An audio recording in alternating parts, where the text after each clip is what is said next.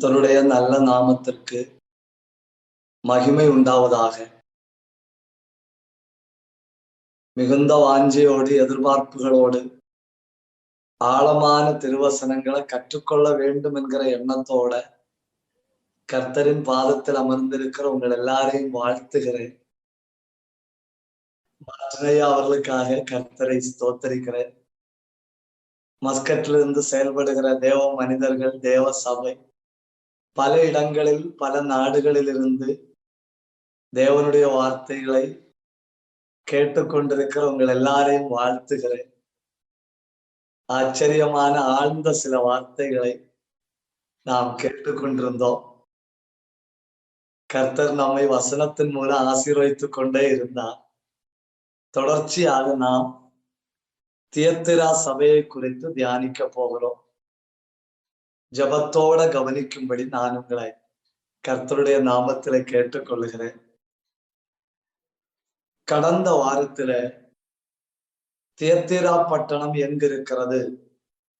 அது பெர்கமுவுக்கும் லவோதிக்காவுக்கும் இடையில இருக்கிற ஒரு பெரிய வியாபார நகரம் என்பதையும், அந்த பட்டணத்தின் வஸ்திரங்கள் மிக விலையேற பெற்றது என்பதையும், இரத்தாம்பரங்கள் 3 வகை உண்டு, அவைகளில் விலை உயர்ந்த இரத்தாம்பரத்தை தயாரிக்கிற பெண்மணி லீதியாள் என்பதையும், அந்த பெண்மணியை கர்த்தர் ரட்சித்தார் என்பதையும் நாம் தியானித்தோம். கர்த்தர் சபையை குறித்து அறிந்திருக்கிற காரியங்களையும், அதை தொடர்ந்து ஆண்டவர் அவர்களை என்ன காரியங்களை எச்சரிக்கிறார் என்பதையும் பார்க்க தொடங்கினோம். அங்க உள்ள பிரச்சனை செல்ஃப் கிளைமிங். நான் தன்னைத்தானே தீர்க்கதரிசி என்று சொல்லிக் கொள்ளுகிற ஒரு எசபேலின் ஆவி கிரியை செய்து கொண்டிருந்தது என்பதை நாம் தியானித்தோம். அந்த எசபேலின் ஆவி போதிக்கிற ஆவி, வஞ்சிக்கிற ஆவி, தீர்க்க தரிசனம் உரைக்கிற ஆவி. It was a spirit of deception. It was a spirit of teaching. It was a spirit of prophecy. Altogether it was a spirit of Jezebel. வஞ்சிக்கிற, போதிக்கிற, தீர்க்க தரிசனம் சொல்லுகிற எசபேலின் ஆவி என்பதை நாம் கற்றுக்கொண்டிருந்தோம். முக்கியமாக அந்த எசபேல் செய்த 7 காரியங்களை நாம் பார்த்தோம். தேவ மனிதர்களோடு சவால் விடுதல், ஆத்மீகத்தை கையில எடுத்தல், கள்ள சாட்சிகளை மேக்கிங் ஃபால்ஸ் விட்னஸ், நீதியை கோர்ட்ட கையில எடுத்தல், தூண்டி விடுதல், நாபோத்த மாத்திரமல்ல நாபோத்தின் குழந்தைகளையும் கொன்று போடுதல் என்கிற 7 காரியங்களை எசபேலின் ஆவி இவைகளை செய்யும். அந்த பழைய ஏற்பாட்டில எசபேல் செய்தது, புதிய ஏற்பாட்டில எசபேலின் ஆவி பீலேயாம் செய்தது, பீலேயாமின் ஆவி புதிய ஏற்பாட்டில் வருகிறது என்பதை கூட நாம தியானித்துக் கொண்டிருந்தோம். இந்த ராத்திரி கொஞ்சம் கூட ஆழமாய் நாம் தியானிக்க போகிறோம். அந்த தியத்திரா சபைக்கு வெளிப்பட்டிருக்கிற தேவ அன்பு எவ்வளவு பயங்கரமானதுன்னு பாருங்க. Can you please read Revelation chapter 2 and verse number 21? அவள் மனம் திரும்பும்படியாய் அவளுக்கு தவணை கொடுத்தேன். தன் வேசி மார்க்கத்தை விட்டு மனம் திரும்ப அவளுக்கு விருப்பம் இல்லை.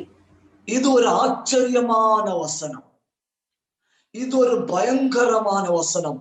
ஆண்டவர் என்ன சொல்றாரு? I have given her better opportunities. நான் அவளுக்கு மனம் திரும்புவதற்கு தவணை கொடுத்தேன். அந்த வார்த்தையை பாருங்க, எவ்வளவு நல்ல வார்த்தை. தவணை கொடுத்தேன். ஆண்டவர் யாரையும், இதை நீங்க புரிந்து கொள்ளணும், ஆண்டவர் யாரையும் வாய்ப்பை கொடுக்காமல் அழிப்பது இல்லை. God doesn't destroy anybody without giving an opportunity. வேதத்துல 4 பகுதிகளை பாருங்க. அந்த 4 பகுதிகளை நமக்கு புரிந்து கொள்ள முடியும். 1வது பகுதி நோவாவின் காலத்துல ஆண்டவர் மனுஷனுக்கு கொடுக்கிற தவணைகளை பாருங்க. ஆதியாகமம் 6ஆம் அதிகாரம் 3வது வசனம், Genesis chapter 6 and verse number 3. மனுஷன் உயிரோட இருக்க போறது 120 ஆண்டுகள். மனுஷன் உயிரோட இருக்க போறது எத்தனை ஆண்டுகள்? 120 ஆண்டுகள். Please read Genesis chapter 7 verse number 11. நோவாவுக்கு 600ஆம் வயதாகும் வருஷம் 2ஆம் மாதம் 17ஆம் தேதியாகிய அந்நாளிலே மகா ஆழத்தின் ஊற்று கண்கள் எல்லாம் பிளந்தன, வானத்தின் மதகுகளும் திறவுண்டன. ஒரு ஆச்சரியத்தை நீங்க பாக்குறீங்க. 6ஆம் அதிகாரம் 3வது வசனத்துல ஆண்டவர் சொல்றாரு, man is going to live 120 years. மனுஷன் இருக்க போறது 120 வருஷம். 7ஆம் அதிகாரம் 11வது வசனம் சொல்லுது, chapter 7 verse number 11 says, நோவாவுக்கு 600 வயதான பொழுது. அப்போ ஆண்டவர் இதை சொல்லும் போது நோவாவுக்கு எத்தனை வயது இருந்திருக்கும்? 480 வயது இருந்திருக்கும். நோவாவுக்கு 480 வயது இருக்கும்போ ஆண்டவர் சொல்றாரு, மனுஷன் உயிரோடு இருக்க போற 120 வருஷம். எச்சரிக்கை தொடங்குறது எப்போ? நோவாவுக்கு 480 வயதானப்போ. மழை பெஞ்சது எப்போ? நோவாவுக்கு 600 வயதானப்போ. உங்களுக்கு தெரியுமா நோவாவுக்கு பிள்ளைகள் பிறந்தது எப்போ? நோவாவுக்கு 500 வயதானப்போ. 5 verse number 32. ஆதியாகமம் 5:32 வாசிக்கும்போ நமக்கு அது புரிந்து கொள்ள முடியும். நோவாவுக்கு பிள்ளைகள் பிறந்த பொழுது அவனுக்கு வயது 500.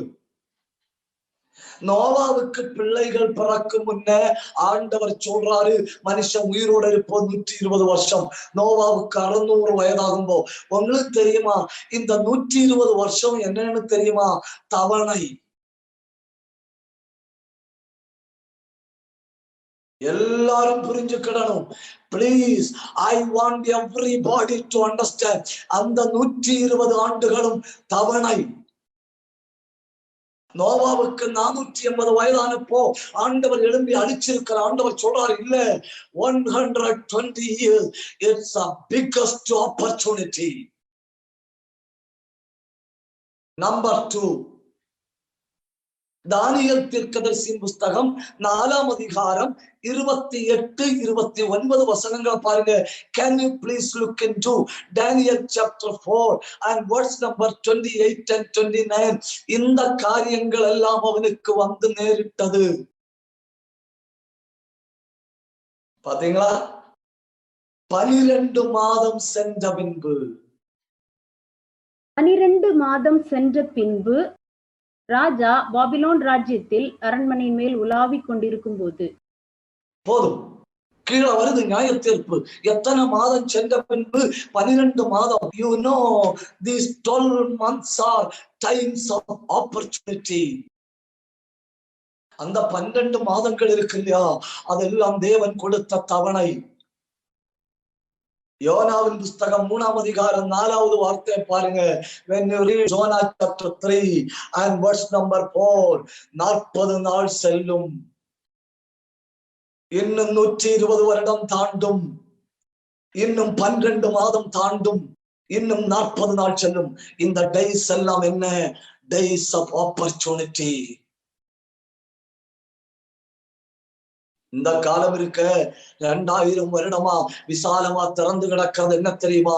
ஆண்டவருடைய இரக்கத்தின் நமக்கு தாண்டவர் கொடுக்கிற தவணையின் கதவு. God doesn't judge anybody without giving an opportunity, because God is love.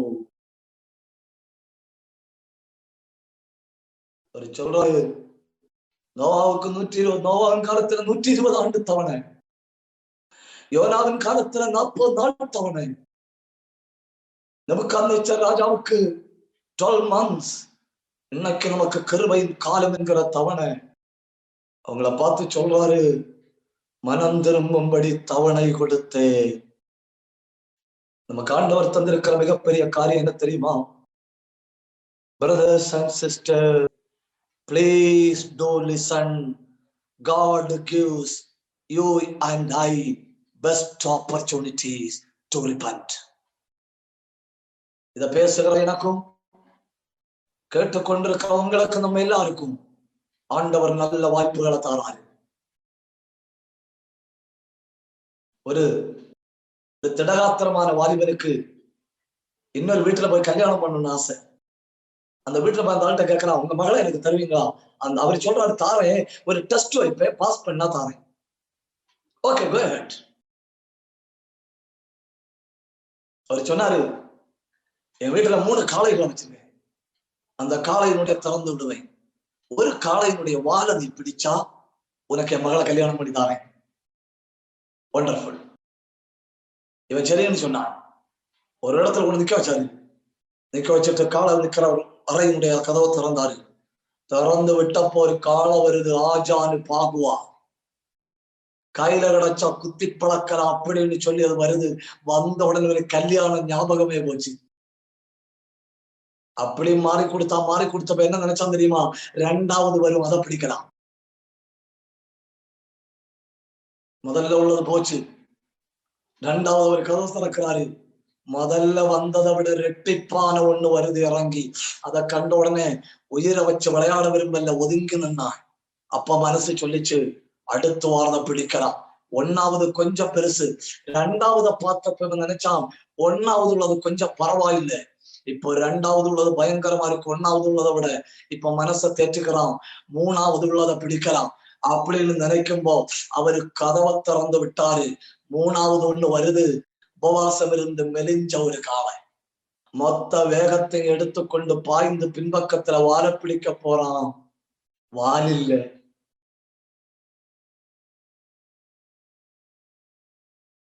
வால் இல்ல.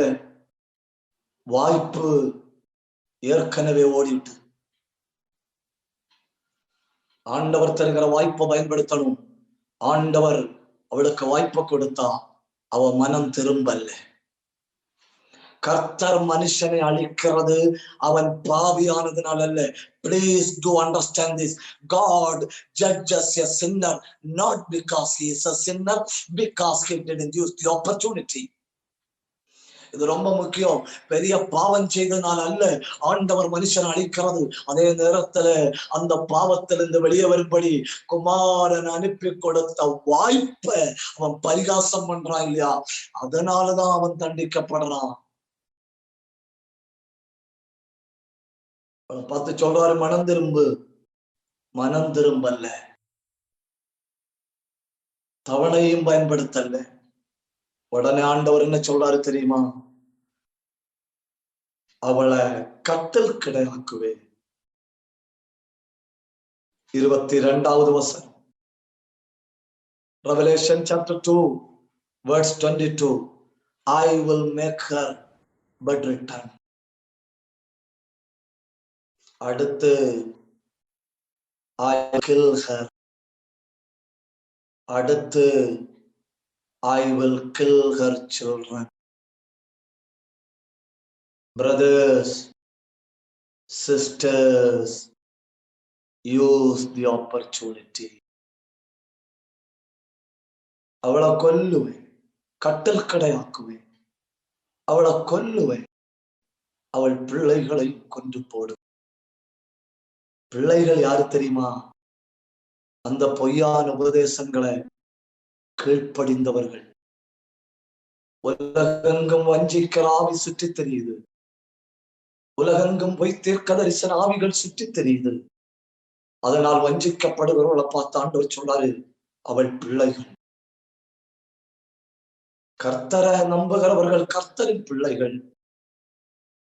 ஆவிக்குரியதுல உண்டாகிற மாய்மாரங்களை நம்புகிறவர்கள் அதன் பிள்ளைகள். அவளை கொல்லுவேன்.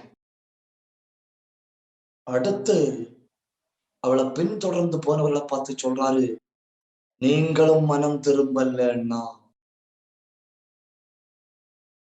உங்களை நான் என்ன பண்ணுவேன் தெரியுமா?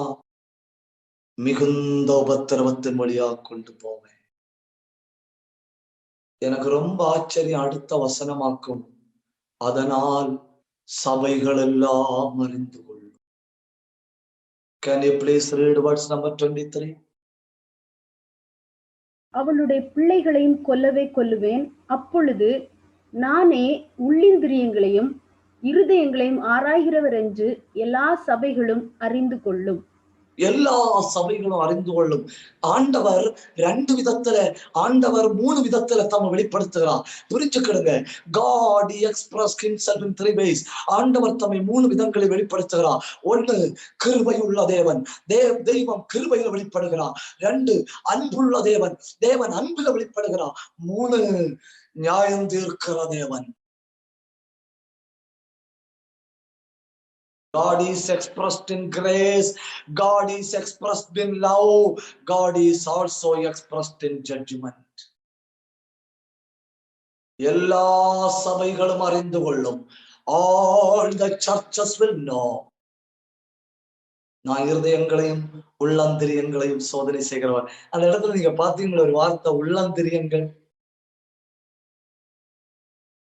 பாத்தீங்களா? அந்த உள்ளந்திரியங்களுக்கு கிரீக்ல என்ன போட்டிருக்கு தெரியுமா? நெப்ரோஸ்.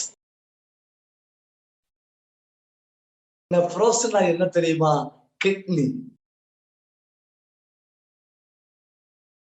ஆண்டவர் சொல்றாரு, ஆயிரக்கணக்கில் பணத்தை முடக்கி ஸ்கேன் பண்ணி பார்க்கிற கிட்னி என் கண்ணுக்கு முன்ன தெரியுது, உள்ளந்திரியங்கள் தெரியுது. Amazing. God says the churches will know that I know your kidney. அதாக்கும் தொடக்கத்தில் அவர் பேசுறாரு, அக்கனி ஜுவாலையை போன்ற கண்கள் உள்ளவர், அவருக்கு மறைவானது எதுவும் இல்லை அப்படின்னு சொல்லி ஆக்கும் அந்த புஸ்தகத்தை தொடங்க, அந்த தியத்தர சபைக்கு ஆலோசனையை தொடங்குகிறார்.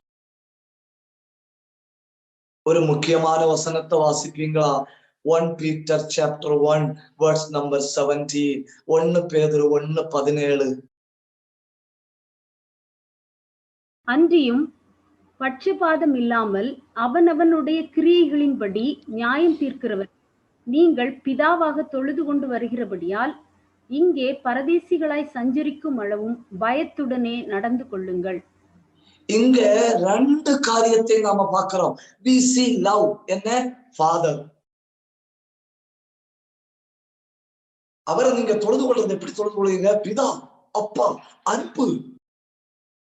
ஆனா பாருங்க, நியாயம் தீர்க்கிறவரை, judge. When I am getting drawing myself towards him, I experience the love of the Father. When I go away from him, I see a judge. தேவனை நான் நெருங்கி வர வர வர அவர் எனக்கு தகப்பன். நான் அவரை விட்டு தூரம் போக போக அவர் நியாயாதிபதி. Father and judge both applied in the same person at the same time. ஒரே நேரத்துல தகப்பனாகவும் நியாயாதிபதியாகவும் இருக்கிறார். எவ்வளவு பயங்கரமான தேவனை நாம் ஆராதிக்கிறோம். அடுத்து எச்சரிக்கைய பாருங்க. Can you read 2 verse 24? தியத்தீராவிலே இந்த போதகத்தை பற்றி கொள்ளாமலும் சாத்தானுடைய ஆழங்கள் என்று அவர்கள் சொல்லுகிறார்களே, அந்த ஆழங்களை அறிந்து கொள்ளாமலும் இருக்கிற மற்றவர்களாகிய உங்களுக்கு நான் சொல்லுகிறதாவது. இன்னைக்கு நாம படிக்க போறது அதாக்கும். இன்னைக்கு நாம என்ன படிக்க போறோம் தெரியுமா? Deep things of Satan. சாத்தானின் ஆழங்கள். அதாக்கு நாம இன்னைக்கு படிக்க போறது.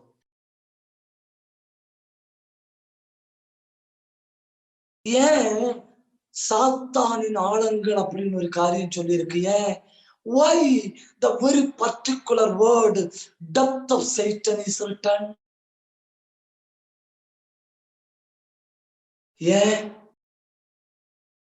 ஏன்னா தேவனுக்கு ஆழங்கள் உண்டு. 1 Corinthians chapter 2 verse number 10. 1 கொரிந்தியர் 2:10. நமக்கோ தேவன் அவைகளை தமது ஆவியினாலே வெளிப்படுத்தினார்.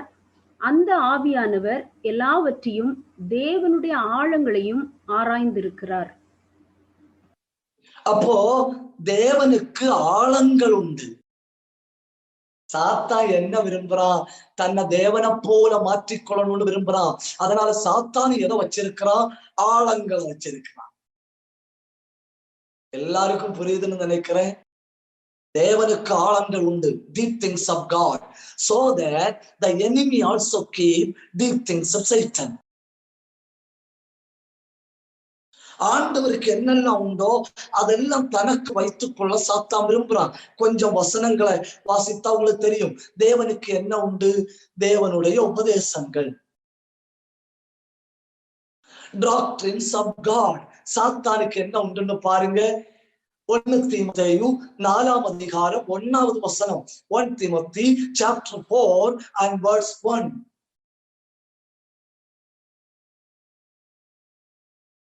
ஆகிலும் ஆவியானவர் வெளிப்படையாய் சொல்லுகிறபடி பிற்காலங்களிலே மனசாட்சியில் சூடுண்ட பொய்யருடைய மாயத்தினாலே சிலர் வஞ்சிக்கிற ஆவிகளுக்கும் பிசாசுகளின் உபதேசங்களுக்கும் செவி கொடுத்து, doctrines of Satan. யாரோட உபதேசங்கள்? பிசாசுகளின் உபதேசங்கள். ஏன்? தேவனுக்கு உபதேசம் இருக்கு. ஆகவே சாத்தான் தனக்கு உபதேசங்களை வைத்துக் கொள்ளுகிறான். அடுத்து ஆண்டவருக்கு என்ன இருக்கு? அதை சாத்தான் எப்படி வைத்துக் கொள்ளுகிறான்னு பாருங்க. 1 கொரிந்தியர் 10ஆம் அதிகாரம் 21வது வசனம்.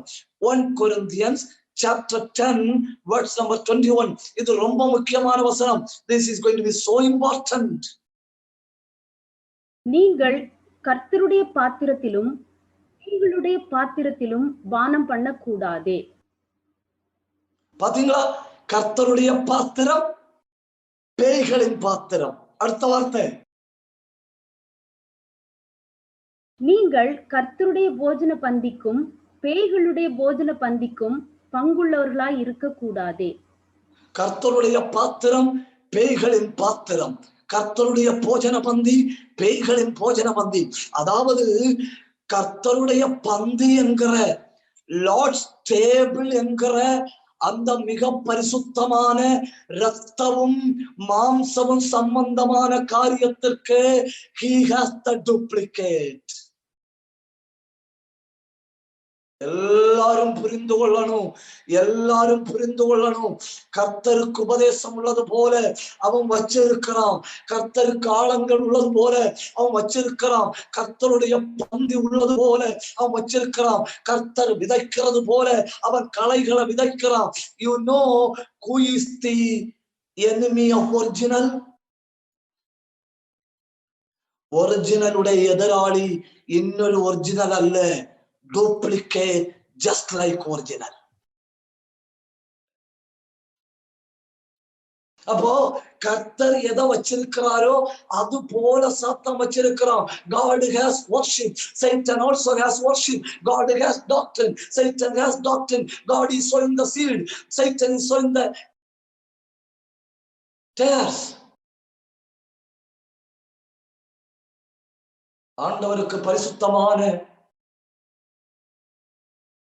கர்த்தருடைய பந்தி, பேய்களுக்கு பேய்களின் பந்தியும் பேய்களின் பாத்திரமும்.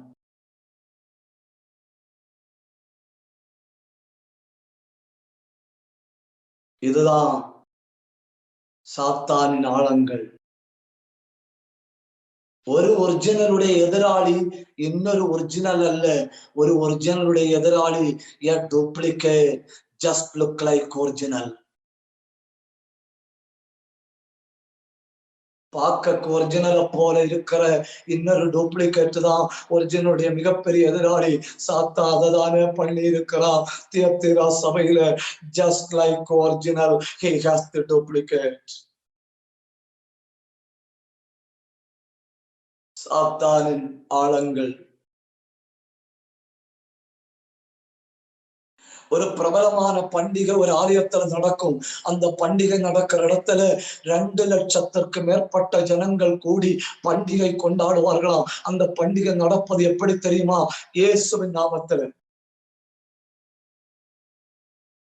ஜனங்கள் எல்லாம் வந்து பண்டிகை கொண்டாடுவது இயேசுவின் நாமத்தில். ஆனா அந்த பண்டிகை ஒரு பர்வதத்தை நோக்கி இருக்கும். ஒரு தடவை ஒரு தேவ மனுஷன் அந்த மலைக்கு மேல போய் என்னதான் இருக்குன்னு பார்க்கணும்னு சொல்லி அவர் அந்த மலைக்கு மேல பகலை ஏறி பார்க்கிறாரு, முடியல. கீழே ஃபெஸ்டிவல் கொண்டாட்டம் நடந்து கொண்டிருக்கிற காலத்துல அவர் மிகுந்த பிரயாசப்பட்டு he has gone to the top of the mountain. அந்த மலைக்கு மேல ஏறி போனாரு. மேல ஏறி போய் பார்த்தா அங்க வேற எதுவும் இல்லை, அங்க ஒரு கல்லறை. அந்த கல்லறைக்கு மேல ஒரு கேடகம், a shield. அதுக்கு மேல 2 sword, ஒரு 2 பட்டை இப்படி வச்சிருக்கு. அவ்வளவுதான். கீழே 2,00,000 பேர் கூடி பண்டிகை கொண்டாடுகிறார்கள். மேல ஒரு கல்லறை. அந்த கல்லறையில ஒரு ஒரு ஒரு ஷீல்டு போல அதுல ஒரு 2 வாள் இப்படி இருக்கு. இவர் ஸ்தோத்திரம் பண்ணிட்டு அந்த வாழை எடுத்தாரு. அடுத்து ஸ்தோத்திரம் பண்ணிட்டு அந்த அந்த கேடகத்தை போல இருந்து எடுத்தாரு. குனிஞ்சு பார்த்தா கீழே எழுதி இருக்கு லேகியோன். என்ன பயங்கரம்! கீழே ஆராதனை இயேசுவுக்குன்னு நினைச்சு நடக்குது. When they get to the deep, it was to Legion. சாத்தானின் ஆழங்கள், சாத்தானின் ஆழங்கள். சில காரியங்களை நாம் அறிகிறது நல்லது, சில காரியங்களை நாம் அறியாம இருக்கிறது நல்லது. நமக்கு முன்ன இருந்த ஒரு சந்ததி, அந்த சந்ததிக்கு யூடியூப் தெரியாது, பேஸ்புக் தெரியாது, வாட்ஸ்அப் தெரியாது. So they had less opportunity to do sin. அதிக அறிவு என்ன நடக்குது? The more you know, the more you get tempted into. அதுதானே ஆண்டவராகவே தான் சொல்றாரு, சாத்தானுடைய ஆழங்களை அறியாமல் இருக்கிற சிலர் உண்டு. 1ஆம் நூற்றாண்டு காலத்துல சபைகள்ல பெரிய அந்த ஒரு துருபதேசம், நாஸ்டிசிசம் அப்படின்னு சொல்லுவார்கள், ஞானவாதம். அவங்க உபதேசங்களை சொல்லி கொடுத்துட்டு என்ன சொல்லுவாங்க தெரியுமா? This is the knowledge of God. இது தேவனுடைய அறிவுன்னு சொல்லி கொடுப்பாங்க பொய்யான உபதேசங்களை. அதை பார்த்துட்டு இயேசு சொல்றாரு, இல்ல, இது சாத்தானின் ஆழம்.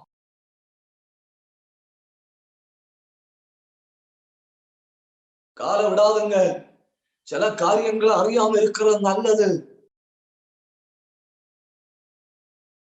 சில காரியங்களை குறிச்சு நம்ம இன்னசென்டா இருப்பது நல்லது. Please don't dig into some unwanted issues. Please. தயவாய் தேவையில்லாத சில காரியங்களை தோண்டி பார்க்காதுங்க. காதாராபா காலாபா ரீஹத்தாராபா கஷத்தாராபா. சில ஆட்களுக்கு தோன்றதே வேலையா போச்சு. கேள்வி கேட்கறது, பதில் கொடுக்கிறது, பதில் கொடுக்கிறது, கேள்வி கேட்கறது, தோன்றதே வேலையா போச்சு. ஆண்டவர் சொல்றாரு, தியத்திராவில சிலர் உண்டு, they are very innocent.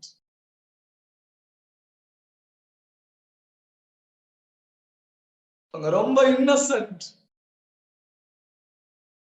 அவங்கள என்ன இங்கிலீஷ் வார்த்தை சொல்லிக்கிறீமா? the rust அப்படின்னாக சொல்லியிருக்கு. அந்த ஒரு வார்த்தையை மட்டும் பாருங்க, வெளிப்படுத்தல் 2:24. அந்த ஒரு வார்த்தையை பாருங்க. தியத்திராவிலே இந்த போதகத்தை பற்றி கொள்ளாமலும் சாத்தானுடைய ஆழங்கள் என்று அவர்கள் சொல்லுகிறார்களே, அந்த ஆழங்களை அறிந்து கொள்ளாமலும் இருக்கிற மற்றவர்களாகிய உங்களுக்கு நான் சொல்லுகிறதாவது. அந்த மற்றவர்கள் என்கிற இடத்துல உள்ள அந்த இங்கிலீஷ் வார்த்தையை மட்டும் பாருங்கயா பிளீஸ். the rest பாத்தீங்களா? இன்னசென்ட். அவங்களுக்கு கர்த்தரை தேடணும், தேவ பிரசன்னத்தை அனுபவிக்கணும். ஆலயத்துல போய் ஒரு இடத்துல உட்கார்ந்து உள்ளத்தை உடைச்சு உருக்கி ஊற்றணும்.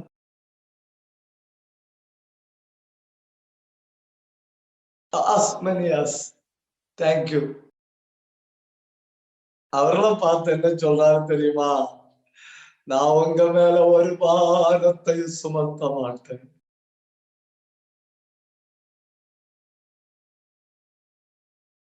அது ஒரு இன்னசென்டான ஒரு கூட்டம் தேவஜனம் தியத்திரா சபைக்குள்ள இருக்கு.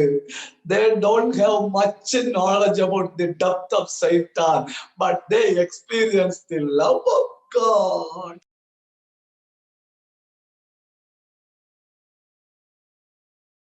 அவளை பார்த்து 3 காரியம் சொல்றாரு. Number 1, very innocent. Number 2, I will not give you any burden. நான் உங்க மேல பெரிய பாரத்தை சுமத்த மாட்டேன். நம்பர் 3, உனக்குள்ளத பற்றி கொண்டிரு. Hold fast until I come. நான் வாரது வரை உனக்குள்ள தைரியமா பிடிச்சுக்கோ. ஒரு தடவை கூட நான் சொல்றேன், தேவனை மட்டும் பார்த்து தேவன் மேல தங்கள் பாரத்தை வைத்து கர்த்தரையே நோக்கி ஓடுகிற ஒரு கூட்டம், அது எல்லா இடங்களிலும் இருக்கு, அதெல்லா நாடுகளிலும் இருக்கு, அதெல்லா சமூகத்திலும் இருக்கு. அதை பார்த்து சொல்றாரு, உங்களதான் ரொம்ப பாரப்படுத்த மாட்டேன். ஏன்னா யூ ஆர் வெரி இன்னசென்ட். உனக்குள்ளதை பற்றி கொண்டு நான் வாரேன். ஒரு கூட்டத்துக்கு பயங்கரமான எச்சரிக்கை, அடுத்த ஒரு கூட்டத்துக்கு அனௌன்ஸ்மெண்ட், ஐ அம் கமிங். இத கேட்கும் ஒரு கூட்டம் கிடங்குது, ஒரு கூட்டம் ஆறுதலுக்காக எதிர்பார்த்து இருக்கு. இதுவும் தியத்திரா சபையில இருக்கு, இதுவும் தியத்திரா சபையில இருக்கு. அடுத்து பரிசு பொருள்.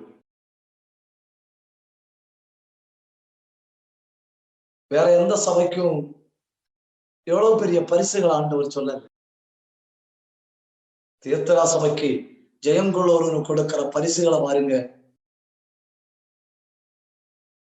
Can you please read chapter 2 verse number 25? உங்களுக்குள்ளதை நான் வருமளவும் பற்றி கொண்டிருங்கள்.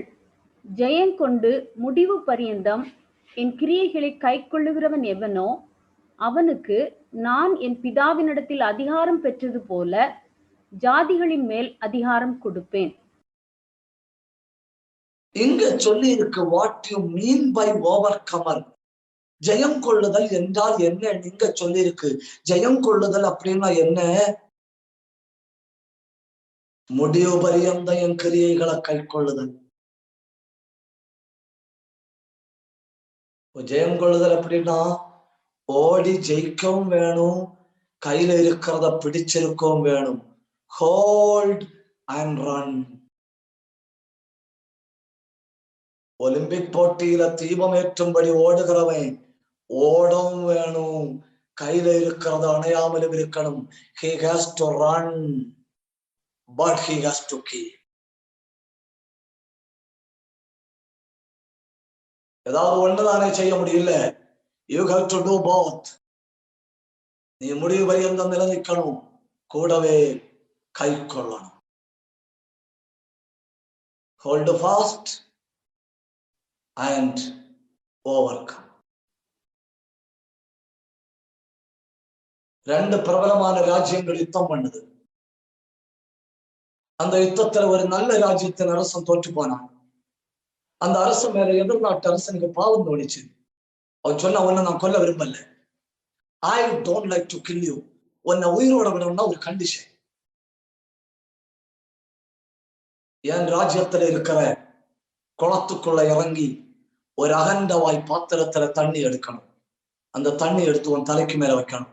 தலைக்கு மேல வச்சுட்டு அந்த பாத்திரத்துல இருக்கிற தண்ணி சிந்தாம உன் ராஜ்யம் வரை நடந்து போ. உயிர் அங்க இருக்கு, பாத்திரத்துல இருக்கு. Where is your life? Your life is in the vessel. அவன் அப்படியே குளத்துக்குள்ள இறங்கி தண்ணி எடுக்கிறான். அந்த பெரிய பாத்திரத்தை தலைக்கு மேல வைக்கிறான். தலைக்கு மேல வச்சுட்டு நடக்க தொடங்கும்போ ஒரு கூட்டம் சொல்லுது, நீ மறிக்க வேண்டியவன், நீ போக முடியாது, நீ மறிக்க வேண்டியவன், நீ நடக்க முடியாது, தண்ணி இப்போ சிந்தும். இன்னொரு கூட்டம் சொல்லுது, இல்ல உங்களால முடியும், மெதுவா கால வைங்க, உங்களால முடியும், நாங்க கூட இருக்கிறோம், மெதுவா கால வைங்க, முன்னேற முடியும், வெற்றி அடைய முடியும். இதுதான உண்மை. பரிவாசம் பண்ணுகிற ஒரு சமூகம், கேவலப்படுத்துகிற ஒரு சமூகம், எதை செய்தாலும் குறை கண்டுபிடிக்கிற ஒரு சமூகம், அதே நேரத்துல பரவாயில்லை அப்படின்னு ஆறுதல் சொல்லுகிற ஒரு சமூகம். இந்த ரெண்டு சமூகத்துக்கு நடுவுல உனக்குள்ளதை பிடிச்சு கொண்டு வெற்றியா நடக்கணும். கைதட்டி உன் ஆண்டவரை மகிமைப்படுத்துங்க. இருக்கிற இடத்துல கைதட்டி ஆண்டவரை மகிமைப்படுத்துங்க. ஹல்லேலூயா, ஹல்லேலூயா, ஹல்லேலூயா. பிடித்து கொண்டு வைராக்கியம் அடுத்த காலவை.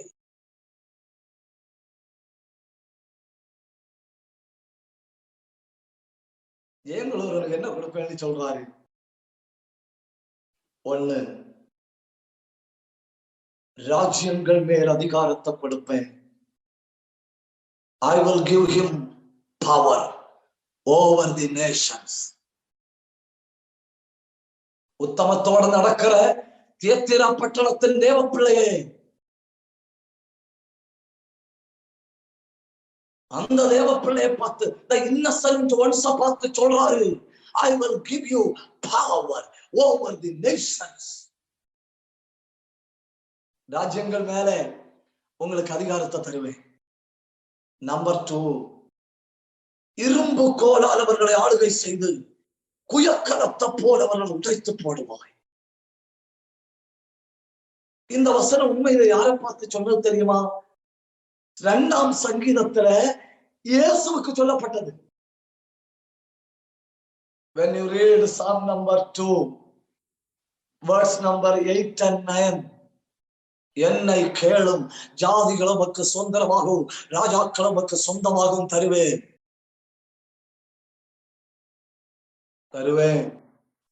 அடுத்த வார்த்தை வாசிங்க, சங்கீதம் 2:9, Psalms 2:9. இருப்புக்கோலால் அவர்களை நொறுக்கி குயக்கலத்தை போல் அவர்களை உடைத்து போடுவீர் என்று சொன்னார். இயேசுவை பார்த்து சொல்லப்பட்டதாக்கும். அந்த சங்கீதம் முடிகிற பொழுது பாருங்க, குமாரன் கோபம் கொள்ளாமலும் நீங்கள் வழியில் அழியாமலும் இருக்கும்படிக்கு அவரை முத்தம் செய்யுங்கள், கொஞ்ச காலத்தருடைய கோபம் பற்றி எரியும், அவரை அண்டிக் கொள்ளுகிற யாவரும் பாக்கியவான்கள். இது இயேசுவை பார்த்து சொல்லப்பட்டது. இப்ப யாருக்கு சொல்லப்படுது? தியத்திரா பட்டணத்துல உண்மையோட கர்த்தரை பின்பற்றுகிற தேவ பிள்ளைக்கு இப்ப அது சொல்லப்படுது. இந்த ஒரு சபையில மட்டும் ஜெயம் கொள்ளுகிறவர்களுக்கு இருக்கிற பாக்கியங்கள் அதிகம் அதிகம் அதிகம். 3,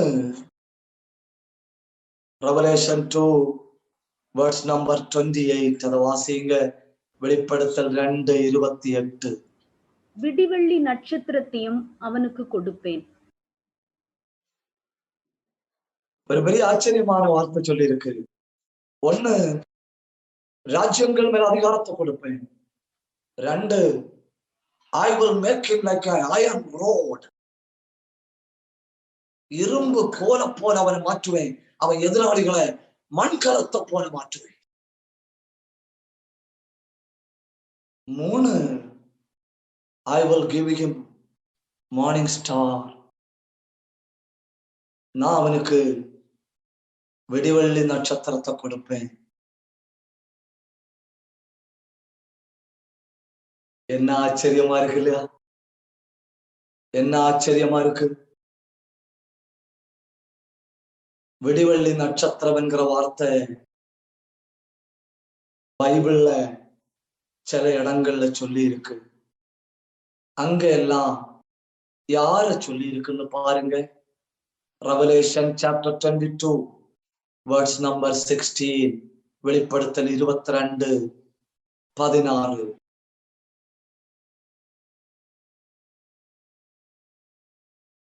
நான் தாவீதின் வேரும் சந்ததியும் பிரகாசமுள்ள விடிவெள்ளி நட்சத்திரமுமாய் இருக்கிறேன் என்றார். யார் விடிவெள்ளி நட்சத்திரம்? இயேசு கிறிஸ்து. Jesus Christ is the morning star. இப்ப அதை யாருக்கு கொடுப்பேன்னு சொல்றாரு? தியத்திரா பட்டணத்துல ஜெயம் கொள்ளுவர்களுக்கு அதை கொடுப்பேன். சாத்தானின் ஆழங்களை மேற்கொள்ளுவர்களுக்கு அதை கொடுப்பேன். ஏற்கனவே யாருக்காவது விடிவெள்ளி நட்சத்திரத்தை கொடுத்திருக்காரா? கொடுத்திருக்கிறார். Isaiah chapter 14 verse number 12. ஏசாயா 14:12.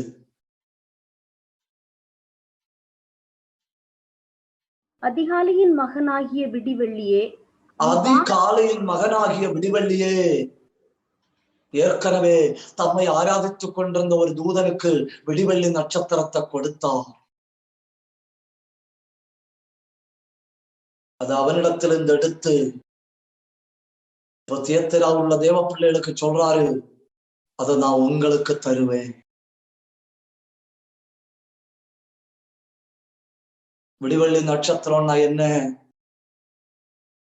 2 பேதுரு 1 வசனம், 2 Peter chapter 1 verse number 19. அதிக உறுதியான தீர்க்க தரிசன வசனமும் நமக்கு உண்டு. பொழுது விடிந்து விடிவெள்ளி உங்கள் இருதயங்களில் உதிக்கும் அளவும் இருளுள்ள ஸ்தலத்தில் பிரகாசிக்கிற விளக்கை போன்ற அவ்வசனத்தை கவனித்திருப்பது நலமாயிருக்கும். என்ன பயங்கரம் இல்லையா? என்ன பயங்கரம்! உலகத்துல எங்கேயும் கிடைக்காத ஒரு நம்பிக்கை, அதாக்கும் விடிவெள்ளி நட்சத்திரம். நான் உனக்கு தருவேன். உலகத்துல எங்கேயும் கிடைக்காத நம்பிக்கை, உலகத்துல அறிவிலையோ, உலகத்துல தத்துவங்களிலேயோ, அரசியல்லையோ, அதிகாரங்களிலேயோ எங்கேயும் கிடைக்காத ஒரு நம்பிக்கைய நான் உனக்கு தருவேன். I will give you the hope. மனுஷன் கொடுத்தா என்ன கொடுப்பா? மனுஷன் கொடுத்தா ஏதாவது கொடுப்பா. கர்த்தர் கொடுத்தா என்ன கொடுப்பாரு? கர்த்தர் கொடுத்தா ஒரு நட்சத்திரத்தை கொடுப்பாரு. Take it. Man gives, he gives something. When God gives, he gives a star.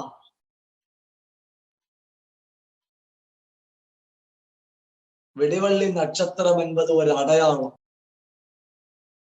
கர்த்தர் அவர்களை பார்த்து சொல்றாரு, நான் உங்களை அநேகருக்கு ஒரு மாதிரியாக, ஒரு அடையாளமாக வைப்பேன்.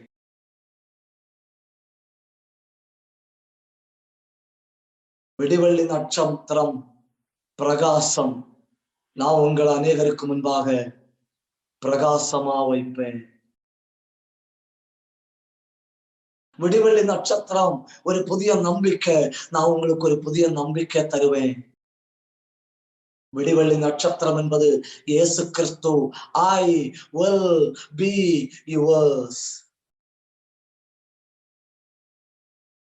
உலகத்துல மிகப்பெரிய சம்பத்தாகிய விடிவெள்ளி நட்சத்திரமாகிய நான் என்னை உனக்கு தருவேன். என்ன பயங்கரமா இருக்கு இல்லையா? என்ன பயங்கரமா இருக்கு! இஸ்ரவேல் ஜனங்களுக்கு ஒரு பண்டிகை உண்டு. அந்த பண்டிகையினுடைய பேரு ஃபீஸ்ட் ஆஃப் லைட், வெளிச்சங்களின் பண்டிகை. அதை எருசலேம் தேவாலயத்துல கொண்டாடுவாங்க. அதை எப்படி கொண்டாடுவாங்க தெரியுமா? That's simply amazing. அதை எப்படி கொண்டாடுவாங்கன்னா, அந்த வெளிச்சங்களின் பண்டிகைக்கு மட்டும் அதுவரை ஆசாரியர்கள் பயன்படுத்தி கொண்டிருந்த பழைய ஆசாரிய வஸ்திரத்தை எடுத்து, அந்த ஆசாரிய வஸ்திரத்தை கம்புகளில சுற்றி, அதுல ஒலிவ எண்ணெய் ஊற்றி, அந்த வஸ்திரங்களை தீபங்களா ஆலயத்துல கொளுத்தி, அந்த வெளிச்சத்துல நின்று பாட்டு பாடி ஆண்டவர் ஆராதிப்பாங்க. எதுவரை தெரியுமா? அது எரிஞ்சு முடிகிறது வரை. அது அப்படியே நின்று எரியும். அந்த வெளிச்சத்துல பாடல் பாடி ஆண்டவர் ஆராதிப்பாங்க. ஆராதிச்சுட்டு சோர்ந்து போய் தளர்ந்து உடல் எல்லாம் பலவீனப்பட்டு அந்த விளக்கும் அணைஞ்சு அப்படி ஆலயத்துல படுத்து கிடக்குறாங்க. ஆண்டவர் ஏசாயா தீர்க்கதரிசியிடத்துல சொல்றாரு, நீ ஆலயத்துல போய் பாரு. அவன் ஆலயத்துல போய் பார்க்கிறான், ஜனங்கள் எல்லாம் இருட்டுல கிடக்குறாங்க. வெளியில பார்க்கிறான், வெளியில பிரகாசம் இருக்கு. உள்ள கிடக்கிற ஜனத்தை பார்த்தவன் சொல்றான், இதோ இருள் பூமிய மூடும், காரிருள் ஜனங்களை மூடும், ஆனா உங்க மேல கர்த்தர் உதிப்பார். ஒரு தடவை கூட நான் சொல்றேன், இதோ இருள் பூமியையும் காரிருள் ஜனங்களையும் மூடும், ஆனாலும் உன்மேல் கர்த்தர் உதிப்பார். கண்ணை மூடலாம், 2 நிமிஷம் ஆண்டவரை மகிமைப்படுத்தலாம். நொறுங்கி போன உங்களுக்கு இந்த ராத்திரி ஒரு புதிய நம்பிக்கையை தருகிறான். வேதனைப்பட்ட உங்களுக்கு இந்த ராத்திரி ஒரு புதிய நம்பிக்கை தருகிறான். God gives you a new power. God gives you a new authority. God gives you a new blessing. God gives you a new home. உலகத்துல எங்கேயும் கிடைக்காத ஒரு ஆசீர்வாதம், உலகத்துல எங்கேயும் கிடைக்காத ஒரு கிருபை, உலகத்துல எங்கேயும் கிடைக்காத ஒரு நம்பிக்கை ஆண்டவர் நமக்கு தருகிறார். அதற்காக ஆண்டவரை மகிமைப்படுத்தலாம். இருக்கிற இடத்துல கண்களை மூடி வாய்களை திறந்து ஆண்டவரை மகிமைப்படுத்துங்க. உங்க வாழ்க்கைகள்ல கர்த்தர் உதிக்க போகிறார். உங்க வீடுகள்ல கர்த்தர் உதிக்க போகிறார். உங்க குடும்பங்கள்ல வெளிச்சம் பிரகாசிக்க போகிறது. அந்த சாத்தானுடைய ஆழங்களை நீ மேற்கொள்ளணும். சாத்தானுடைய ஆழங்களை, spirit of deception, spirit of adultery, இவைகளை நாம மேற்கொள்ளணும். வஞ்சிக்கிற ஆவிகளை, பொய் தீர்க்க தரிசன ஆவிகளை, சாத்தானின் ஆழங்களை, மாய்மாரங்களை நாம மேற்கொள்ளணும். மேற்கொள்ளும்போ பெரிய பரிசு பொருள் காத்து கொண்டிருக்கு. ராஜ்யங்கள் மேல் அதிகாரம், இரும்பு கோலால் ஆளுகை செய்கிற அதிகாரம், ஒரு மாதிரியாய், ஒரு விளக்காய், ஒரு அடையாளமாய், ஒரு விடிவெள்ளி நட்சத்திரமாய் மாற்றுவார். எந்த தேசத்துல நீங்க அவமானப்பட்டீங்களோ அந்த தேசத்துல உங்களை அடையாளமா வைக்க விரும்புறாரு. எந்த தேசத்துல நீங்க தோற்று போனீங்களோ அந்த தேசத்துல உங்களை வெளிச்சமாய் மாற்ற விரும்புறாரு. B Innocent. உத்தமத்தோட கர்த்தரை பின்பற்றுகிற தேவ பிள்ளைகளே, கர்த்தர் உங்களை விடிவெள்ளி நட்சத்திரமாய் மாற்றுவார். கண்களை மூடுவோம், ஜெபிப்போம். கிருபையுள்ள நல்ல தகப்பனே, நல்ல மாலை வேளைக்காய் உமக்கு நன்றி. பல இடங்கள்ல இருந்து நாங்கள் ஒருமித்து கூடி கொஞ்ச நேரம் உடைய வசனத்தை கேட்க தந்த கிருபைக்காய் ஸ்தோத்திரம். நீர் எங்களுக்கு வாய்ப்புகளை தருகிறீர்.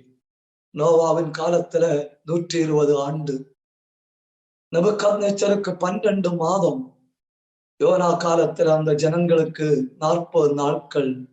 எங்களுக்கு ஒரு ஆயுச வாய்ப்பா தந்திருக்கிறீர் ஆண்டவரே. இத பயன்படுத்த வேண்டிய கிருபை தாரும் அப்பா. இத பயன்படுத்தி சாத்தானுடைய ஆழங்களை மேற்கொள்ளுகிற அபிஷேகத்தை தாரும் ஆண்டவரே. உம்மை உத்தமத்தோடு பின்பற்ற கிருபை தாரும். கேட்டுக்கொண்டிருந்த எல்லாரையும் ஆசீர்வதியும். இந்த ஊழியங்களை இதை செய்கிற தம்முடைய பிள்ளைகளை விசேஷமாய் ஆசீர்வதியும். மார்ட்டின் ஐயாவை விசேஷமாய் ஆசீர்வதியும். கேட்டுக்கொண்டிருக்கிற எல்லாரையும் ஆசீர்வதியும். அடுத்தொரு கூடுகையில நாங்கள் ஒருமித்து காண்கிறது வரை கிருபை எங்களை சூழ்ந்து கொள்ளணும். நாங்கள் ஜெயம் கொள்ள கிருபை தாரும். தாழ்த்தியுடைய நல்ல கரங்கள்ல தருகிறோம். ஜெபத்தை கேட்டபடியால் உமக்கு நன்றி செலுத்தி இயேசுவின் நாமத்தில் ஜெபிக்கிறோம் நல்ல பிதாவே. ஆம்.